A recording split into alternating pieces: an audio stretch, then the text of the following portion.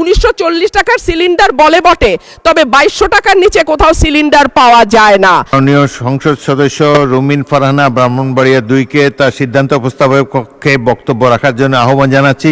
সময় 3 মিনিট। মাননীয় স্পিকার, আপনাকে ধন্যবাদ।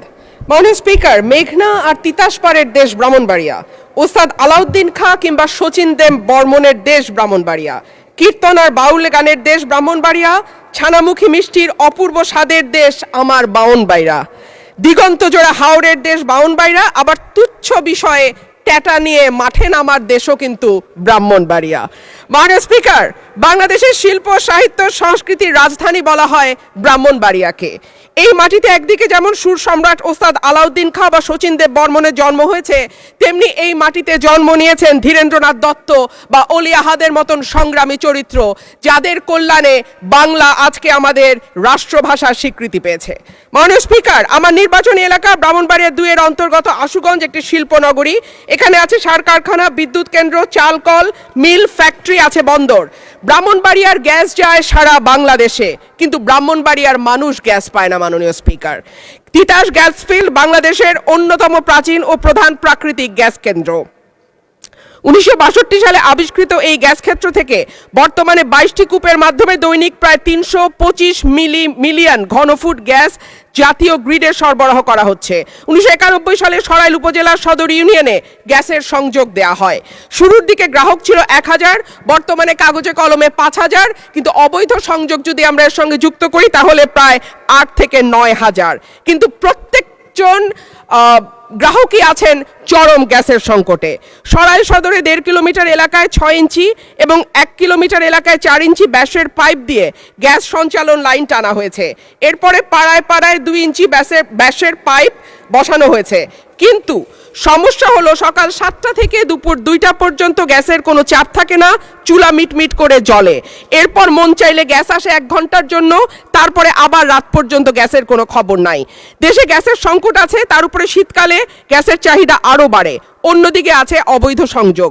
Bakhrabad gas transmission and distribution system limited Brahmanbaria কার্যালয় থেকে জানানো হয়েছে, লোকবলের অভাব সহ নানা সংকটে তাদের তদারক করা পুরোপুরি সম্ভব হচ্ছে না।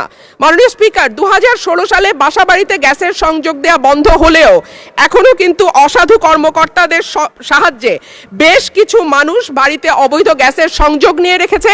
সরকার রাজস্ব বঞ্চিত হচ্ছে এবং যাদের বাড়িতে সত্যিকারের লাইন আছে তারাও গ্যাস পাচ্ছে না। শেষমেশ মাটির চুলা, এলপিজি সিলিন্ডার আর বৈদ্যুতিক চুলা ভরসা। কিন্তু মাননীয় স্পিকার, আমাদের জীবন মানের এখন এমন উন্নয়ন হয়েছে যে গ্রাম বা মফস্বল এলাকাতেও এখন কিন্তু মানুষ ফ্ল্যাটে থাকে, পাকা বাড়িতে থাকে, উঠান এখন অনেকটাই বিলাসিতা। সুতরাং মাটির চুলায় রান্না করা বাস্তবতা বিবর্জিত। মাননীয় স্পিকার, আমাকে 2টা মিনিট সময় বাড়িয়ে দেবেন।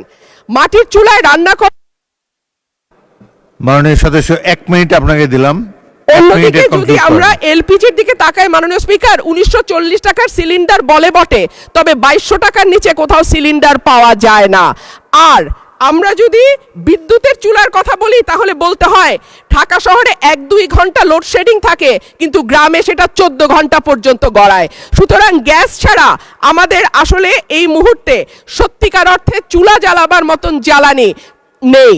এবং ব্রাহ্মণবাড়িয়ার গ্যাস যেহেতু সকল দেশের অন্যান্য এলাকায় সকল এলাকায় যায়, সুতরাং আমার দাবি থাকবে আগে ব্রাহ্মণবাড়িয়ার গ্যাস ব্রাহ্মণবাড়িয়ার মানুষ পাবে, তারপরে এটি অন্য এলাকায় যাবে। মাননীয় স্পিকার, সম্প্রতি তিতাস গ্যাস ক্ষেত্রের 31 নম্বর একটা কূপ খনন হচ্ছে, যেখান থেকে দৈনিক 9 মিলিয়ন ঘনফুট গ্যাস পাওয়া যাবে বলে শোনা যাচ্ছে। আমি আশা করব এই নতুন যে কূপ 31 নম্বর কূপ যেটা তিতাস গ্যাস ফিল্ডে খোঁড়া হচ্ছে, সেই গ্যাস আগে ব্রাহ্মণবাড়িয়ার মানুষ পাবে, তারপরে এই গ্যাস। ধন্যবাদ মাননীয় সদস্য।